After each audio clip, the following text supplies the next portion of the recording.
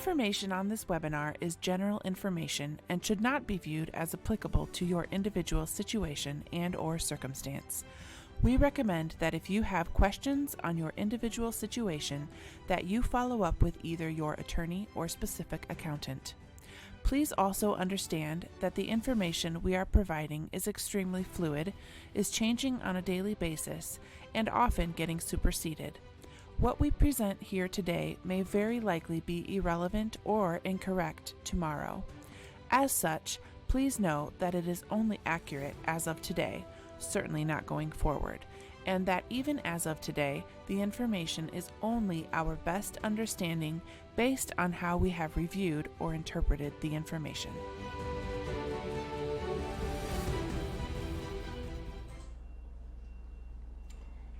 Well, thank you for joining us this afternoon here as we enjoy the wonderful sunshine outside, at least here in Traverse City, northern Michigan. So if you're watching this from somewhere else, I hope it's as equally as nice. And hopefully, based on the news that we've got here on in Michigan, that continues to open up and move back to normal, that we're all feeling a similar cautious optimism as we start going back about our ways, getting back into business, opening things back up, continuing on, continuing out again, and getting back to our normal. We definitely still have some in several businesses that are still feeling the shutdown, and we definitely think about them as well as we work through this process. But today's webinar is actually going to be quite short here. We've been averaging longer periods here as we've gone through the detail. But today we wanted to just focus really in on a couple small things, or a couple of things, not small, but a couple of things.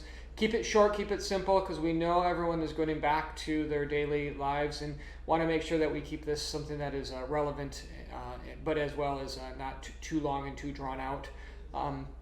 With that, what we're going to be talking about today is a little bit on the PPP planning, where things are at, what we're feeling there, but then specifically also with the EIDL or the EIDL loan or the economic injury disaster loan.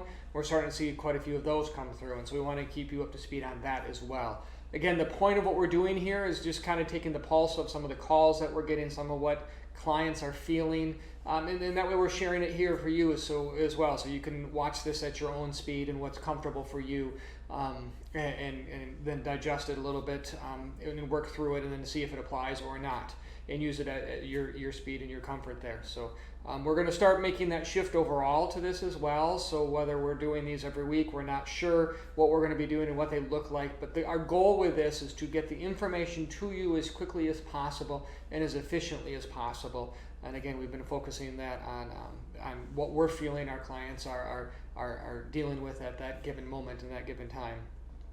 So to start it off again, we're going to look a little bit on the PPP. I'm kind of saying that we're in this lull in the middle of that PPP. So most businesses have received the funds, are now in the mid of their 8-week period. So it's not done yet, and we haven't fully started thinking about the end, but at the same time, we're in it. So we've got the loan, it's in place, it's funded for most. If you're in the case where you have not funded it, they are still open and they are still available. So definitely think about if it's going to make sense for you to get the PPP loan. Where I'm seeing those is if you are a Schedule C, so if you're a small business owner and it's being referred to as a gig position or a Schedule C, you get a 1099 and you're not incorporated or you're not a separate business. Definitely think about it, because that's your one program that's really going to apply for you, and you still can get it. And the way that loan is working and the forgiveness does not correlate with the 8 weeks as much. It's tied off of that. It's separated. It's entirely based off your 2019 tax return. So it still makes sense for you to get that. If you're in that bucket, if you have not applied for a PPP loan and you're self-employed, definitely give us a call and we can work through on those. But for many, we've got the funds, they're here, we're spending through them.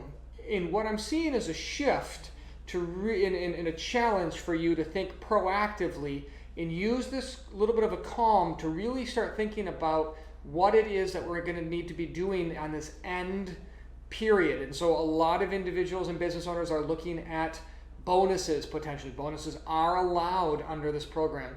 And so if we want to truly maximize the amount that's forgiven, you may need to be thinking about a bonus. Now, we don't know for sure if you're going to be doing that or not, and you may not want to commit to doing bonuses, but you may want to think about it. You're going to want to have the idea, are you going to be basing off of a per hour? Are you going to be doing it is it going to go to the employees that came back earlier than those that came back later, or is it across the board? How are you going to allocate those bonuses? So be thinking about that conceptually, and getting ready and knowing when you're going to run that payroll. Perhaps the most freeing thing that we saw as a result of the release of information from the actual forgiveness application was the ability or the opening up that they did of allowing businesses to elect the first normal pay cycle following the start of the loan. And so at first we were looking, okay, we're gonna have to have a special payroll run, and we're gonna have to do all these pro ratios to make sure, okay, what about the Monday and the Tuesday that got paid before the loan on Wednesday? That was eliminated. The need for that was eliminated by being able to use a particular payroll that started the first payroll after your loan. So making the determination now to find out, does that make sense for you? And in most cases it does, is going to be helpful, because then it outlines when you are going to want to do a bonus, if you are going to want to do a bonus. The other thing I would suggest that you look at right now and be thinking proactively is determining your FTE count. So most businesses had to put in a count when they did the actual application for the PPP. In actuality, you're going to they gave better guidance on what the actual PPP FTE, or the full-time equivalent, the base is that you're going to be using to measure this forgiveness off of. And you have a few different periods. Well, those periods are all historical, and so we can be using now as a time to really document and determine what is the correct period. And it's not necessarily the one with your lowest number of employees. So you have to do some calculations to do that. You want to have the lowest number of FTE, or full-time equivalent, which may or may not be the period with your lowest employees. So the two periods that you can use are January 1st through February 28th of 2020, or the February 15th through June 30, 2019. So those are some periods you're going to want to look at it. A lot of payroll reporting. So if you're using integrated payroll, so our service, if you're using Paychex or Gusto or QuickBooks or others, they have the built-in reports to be able to run and see those. But you're going to want to verify, make sure they make sense. Take the time to work on that now, because there's no sense in waiting to do that till later. Another thing you're going to want to look at right now during this period is to see which employees you've pulled back. Generally speaking, businesses now know what employees they're pulling back. They have a plan on when they're going to be pulling back the employees. Are the ones that you thought are coming back, are they coming back? Because there are reasons that you're able to exclude employees from these tests that are there. So I'm going to go through those 4 reasons briefly here. One is fired with cause. Another was they voluntarily left. The third is they voluntarily had a reduction. So if they willingly took a reduction, that counts. And then offered full-time or you offered what they had before, and then they rejected it. So those are 4 exemptions to some of these tests that are out there. Well, start documenting those now and using that and going through the list and determining those, so that way you have it in place and you have the documentation pulled together and ready. So it's just one more step that you can get taken care of now. And so that, again, you're hearing me talk about this planning in place, so that we're getting the detailed calculations and the detailed documentation taken care of as we move along, and not just wait until right at the very end. We are helping all of our clients, if they wish to go through this process. Give us a call if you want to. I would definitely say this is a case by case. It means setting up time to talk through what is our goal. Do we want to maximize the loan forgiveness, or do we want to end up with a loan? Do we want to use all the dollars, or do we not? And how are we going to bonus the employees? Are we going to do it all one lump sum or not? So it takes some time, work through, and take some planning. It definitely makes sense to do that. I'm going to shift gears here a little bit now and go to the EIDL, or the Economic Injury Disaster Loan. So as a little bit of a precursor, if you remember early on, we were talking about the 2 programs that are out, the 2 main programs. There's the PPP, or the Payroll Protection Program, in the EIDL. The EIDL has been a little bit of a lackluster program that it definitely had some feelings that it didn't come out to be what we thought it was going to be. I would tell you that we are starting to see it come through and be what we were hoping it to be. And again, the main point I want to have you hear today is that many of the businesses that have applied for this EIDL, that what they thought was just going to be the grant, are now starting to see the emails come in from the SBA regarding the next step, or that phase 2 of this process. This is the actual loan process. I've gotten several calls asking, are these legitimate emails? Yes, they are legitimate emails. Within reason. I mean, I certainly would tell you there's a chance for fraud out there if you watch for it. But know that if you're getting an email from the SBA, you're among many businesses that are getting those right now, and something that you should really consider as to whether we want to take these loans or not.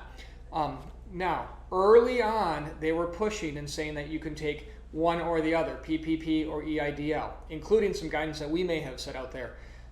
I was always very careful to say that certain banks were allowing, certain weren't.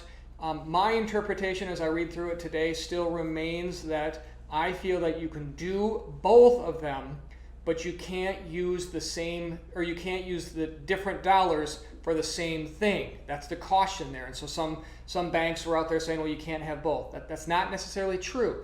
You may have both of them, you just can't use the same, the different proceeds for the same thing. So let's say you use the PPP proceeds to pay for your April 22nd payroll. You can't use your EIDL to do that same payroll. Now, you can use the PPP to pay for your April 22nd payroll and an EIDL to pay for your June 4th payroll. That's okay. But it's going to come down to documentation there.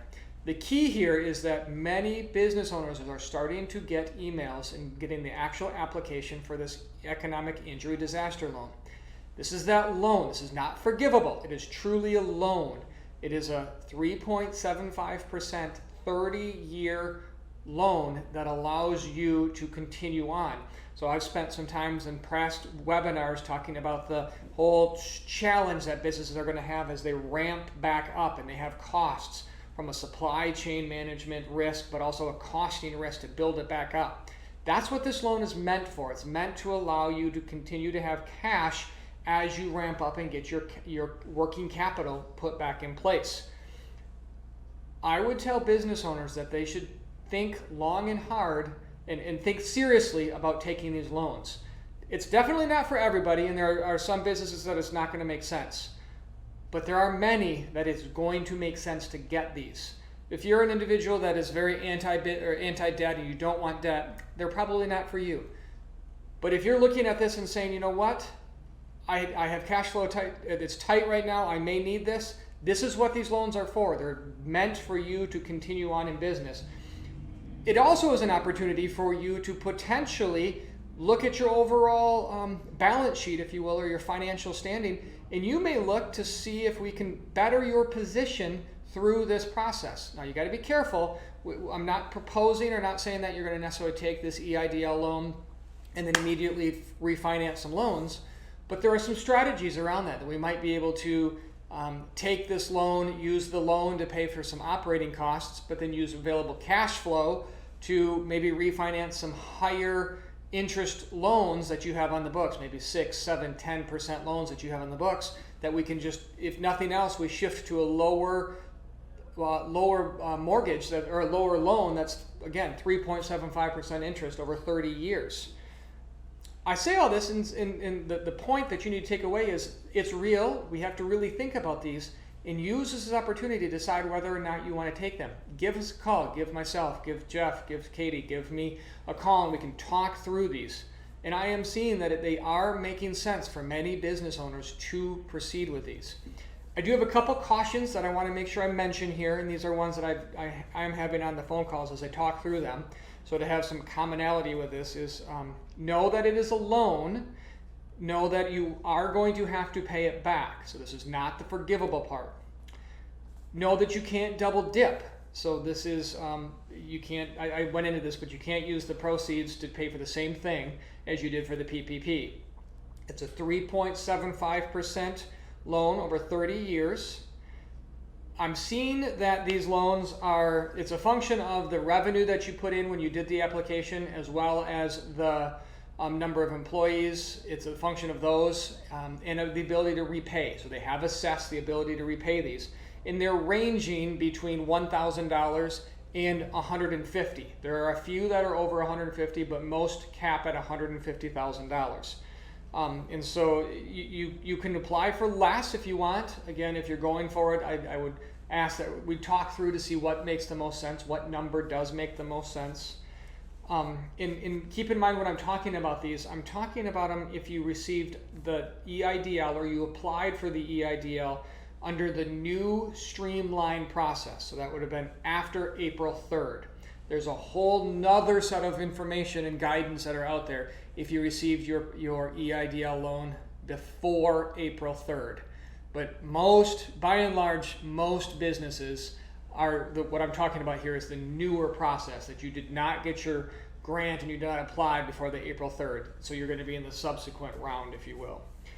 I am seeing under this second round, or the streamlined process, that they've somewhat separated the grant, that up to the $10,000 grant, from this loan, because I was anticipating that we were going to see a reduction on the loan amount for the amount that a business saw on their grant. So let's say, example, you received an $8,000 grant that came through based on it. You had it was $1,000 per employee. Let's say on this application you did 8.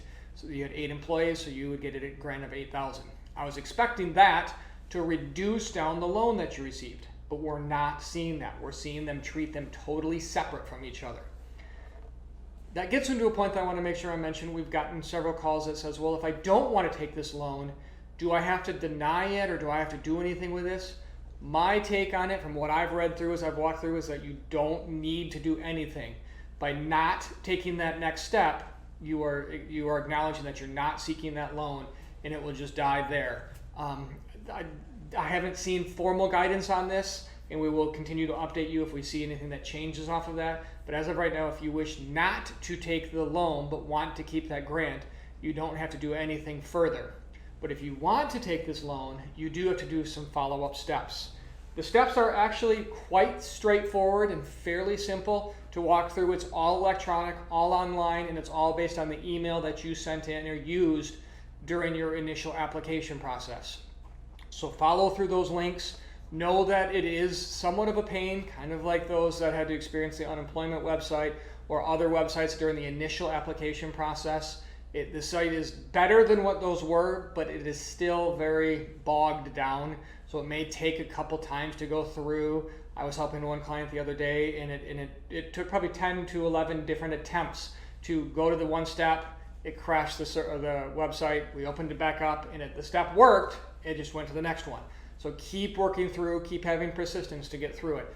It's not that complicated as you walk through, fairly straightforward. If you need help, give us a call. We can walk you through it. But as you walk through, you're going to sign on, and what you're going to notice, you are actually signing onto a loan. That's what I want to stress here. This is a loan. You are going to pay this back. But the loan is a 30-year loan for 3.75% interest. Not going to necessarily see that good of terms for probably some time. So it's something to definitely think through. A couple of things further within this. If you do take the loan more than $25,000, it is subject to capitalization. So you are collateralizing the loan, which means that they're taking a collateral position on assets within the business. So just be aware of that. Below $25,000, they are not. Above $25,000, they are. When you look into the details of the actual legalistic side of them, a couple things that you're going to want to watch is it helps to understand in here the original intent of these loans is for disasters. So they're not meant for a U.S.-wide disaster. They're meant for a hurricane in the Nebraska, or floods in Louisiana, or hurricane in Florida. And floods in Louisiana, or fires in California. One of the restrictions that they have is that you can't move out of the area because they want you to stay in that disaster. The point of this loan is that you rebuild as a result of the disaster. So you're getting back into staying in that place. And so one of the things that you're signing onto is that you're not going to leave out of the disaster area. Well, the disaster area, one could say is the statewide, otherwise you could say is the US-wide. There is interpretation on both of those, but it's fairly broad. But just be aware that you're not going to be able to sign on this loan and then move your business to Bermuda or Tahiti or otherwise. You are, I laugh a little bit, but just know that there is that restriction there. And the final thing that I'm going to point on this, on the caution of the loan, is you got to look to your other loans as well and be aware that they may have restrictions because you're signing on a new loan here. So talk to your banker, talk to your financial organization, because you may have existing covenants that maybe say no new debt without approval. So make sure you talk to them. You may have a covenant inside of your existing debt that says you have to maintain a certain debt coverage ratio. So you have to use certain funds for that. I would imagine most bankers are going to be fine with this process. I don't know for sure, but talk with them, because again, overall it probably makes sense if you're in the situation where you need it. My guess is the bank is going to be open for it, but have that open line of communication with them and talk with them. And then also it gets into the knowing the preference of the collateral. Are they taking first and second, and how does that order go? But again, as you look through this, the takeaway from today's discussion is know that those emails are legitimate and are real. That is the phase that we're seeing, is that the SBA is now funding them, and they are funding them very quickly. It's unbelievable how fast they're going through this process. I mean, you'll get an email on a Tuesday and the funds will be in your account on a Friday, assuming everything goes well and it works through. I have been involved in entities that had to provide further support just to make sure that it wasn't a fraudulent company. They're doing spot checking to verify that it's not just a random person applying and without a fictitious business, and that it really exists. So they are doing some checks, but some are not. So just know that, don't be surprised if they ask for some information on that.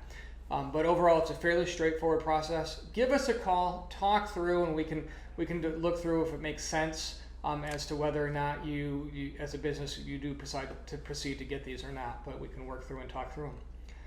So again, I'm going to step back. We talked a little bit about the PPP program, some of the things that you're going to want to be doing. Now is a little bit of that quiet period, but the end of that 8-week period is going to come quickly. So use this time here to be thinking and planning proactively on what you're going to be doing at the end of it. Don't let it just drop, and don't let it just pass us by, because payroll has to happen ahead of time. So be thinking through and doing some documentation on it now as we're doing it. And on the EIDL, let's have some planning and have some discussions as to whether it makes sense.